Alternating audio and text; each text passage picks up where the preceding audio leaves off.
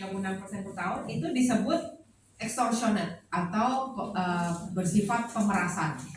Artinya bunga itu sangat tinggi, tapi masih diperbolehkan kalau ada alasan yang jelas. Jadi misalnya si pemberi pinjaman menganggap peminjam ini berisiko tinggi, sehingga dia bisa mengenakan bunga yang lebih tinggi lagi. Tapi pada umumnya maksimum adalah 36%. Jadi sampai level apa dia bisa mengenakan bunga, yaitu sampai 48%. Kalau sampai di atas 48%, itu adalah pelanggaran. Jadi normalnya maksimum 36%, 36 sampai 48% adalah tadi extortionate tadi, tapi masih diperbolehkan. Di atas 48% terus menjadi pelanggaran. Jadi benar-benar tidak boleh. Selain itu, Money Lenders Ordinance tadi juga mengatur praktek-praktek terkait pinjam-meminjam. Jadi misalnya bunga itu tidak boleh bunga berbunga. Jadi misalnya teman-teman nggak bayar, terus di bulan depannya yang nggak dibayar itu termasuk bunganya dibungain lagi. Jadi itu namanya bunga berbunga. Itu nggak boleh.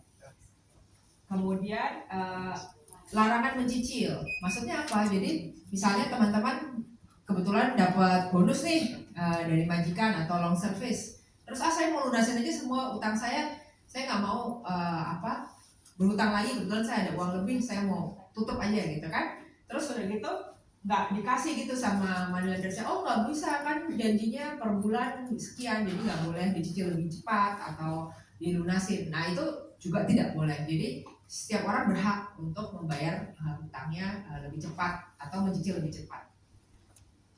Mengenakan bunga yang meningkat, maksudnya apa? Jadi misalnya, telat bayar 1 bulan, tadinya bunga 36% jadi 40%. Telat bayar lagi jadi 45%. Misalnya, itu nggak boleh ya.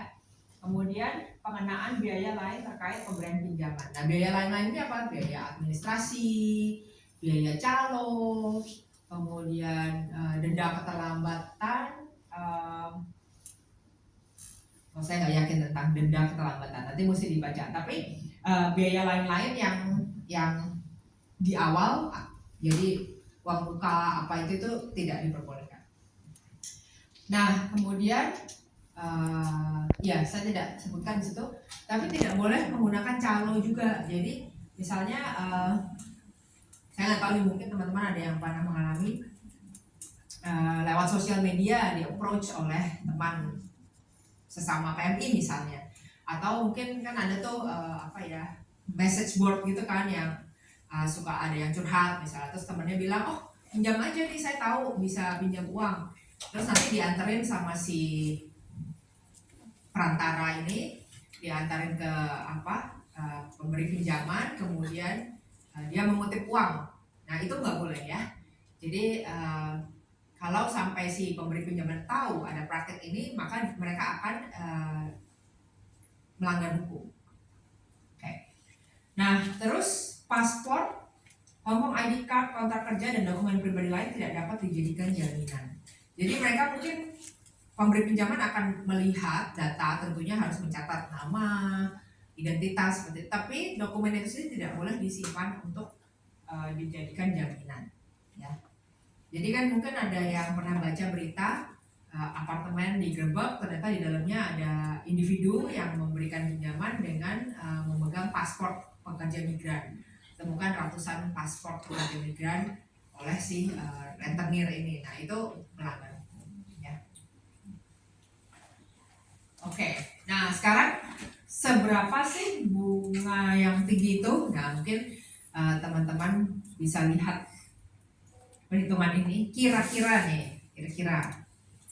kalau yang pertama adalah seseorang meminjam 41.000 Hongkong dolar dan harus membayar sekitar 3.600 dolar per bulan selama 15 bulan, sehingga total yang dibayarkan 55.000 dolar. Jadi bunga plus cicilannya ya.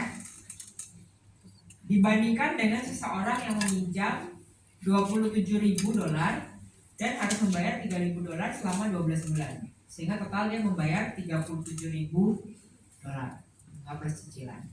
Mana yang lebih tinggi bunganya nih dari dua contoh ini? Yuk, kira-kira.